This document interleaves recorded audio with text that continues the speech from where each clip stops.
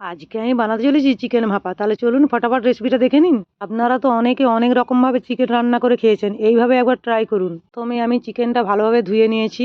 চিকেনের উপরে ফেটানো টক দই আর পরিমাণ মতো নুন দিয়ে ভালোভাবে মাখিয়ে 10 মিনিটের জন্য ঢাকনা দিয়ে ঢেকে রেখে দেবো। 10 মিনিট পর ঢাকনা খুলে মশলাগুলো সব তৈরি করে নিয়েছি, সব একে একে দিয়ে দেবো। পেঁয়াজ বাটা, রসুন বাটা, আদা বাটা, লঙ্কা বাটা, টমেটো কুচি, হলুদ গুঁড়ো, গোটা গরম মশলা, সামান্য চিনি আর কিছুটা সরষের তেল দিয়ে ভালোভাবে মাখিয়ে নেব। মাংসের সাথে কয়েক টুকরো ভাজা আলু দিয়ে দেবো।